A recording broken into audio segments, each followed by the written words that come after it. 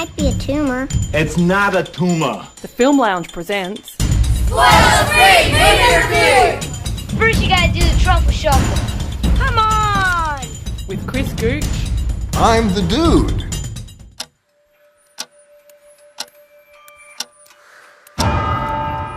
You've been gone too long, Alice. There are matters which might benefit from your attention. Friends cannot be neglected.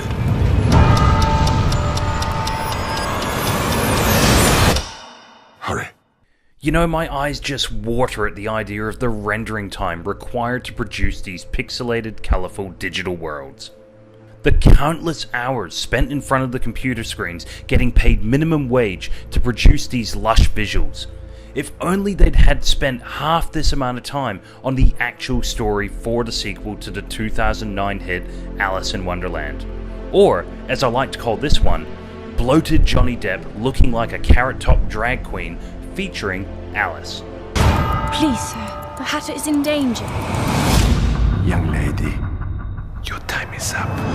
Alice, Through the Looking Glass, follows the adventures of Alice, who returns to Underland to help the Mad Hatter find his long-lost, quite possibly dead family. In order to do this, she must steal the chronosphere from Time himself, played by Sacha Baron Cohen, who seems to be doing an accent somewhere between Arnold Schwarzenegger and Werner Herzog. Took something from me. I will not say what it was. It's not important. It is a trifle. I don't see why you're making such a fuss. It says nothing. I must have it back. Essentially, chaos ensues. Alice does a lot of green screen ninja warrioring, and a flimsy pretext for an origin story for the Mad Hatter and the Red Queen fills up the 1 hour and 53 minute runtime. Hold on, everyone. Hold on! Now, the Tim Burton original was a breakout hit, making over $1 billion worldwide back in 2010.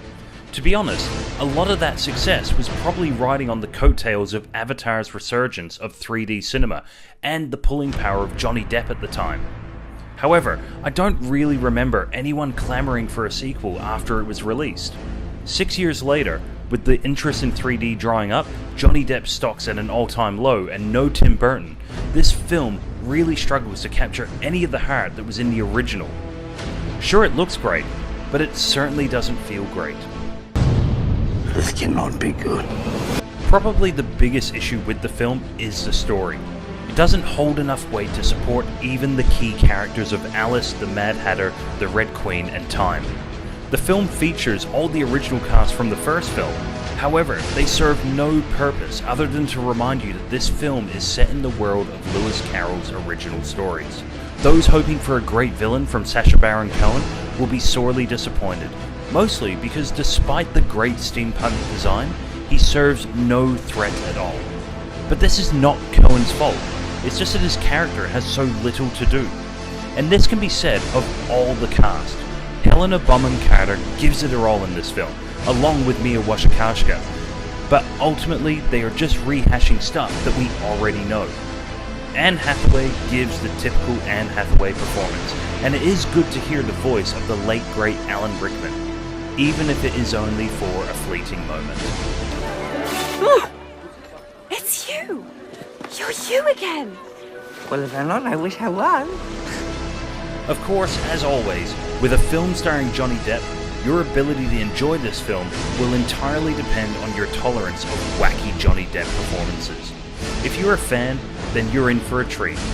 If you've grown tired of it over the years, then you might just want to give this one a miss, because it's more of the same with Depp lisping and switching accents and doing silly talks with silly walks in his usual unapologetic way. Fun fact though, you know your career has hit rock bottom when 47-year-old Rhys Ifans is being asked to play the father of Johnny Depp, who is 53 this year. What time on my head? Dude, you silly nitwits. Really think that I have not heard these cheap barbs before? Your attempts at mockery fall flat. For a film that's theme is the importance of time, it's very telling that you will spend most of the film looking at your watch, seeing the ticking clock slow down to a snail's pace.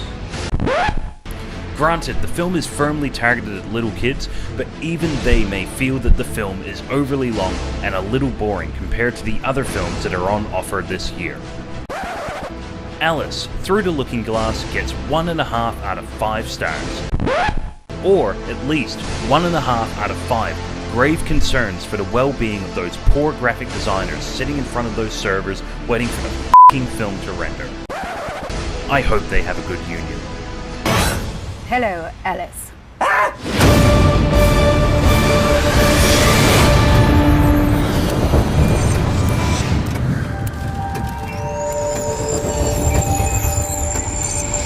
I present you with a gift.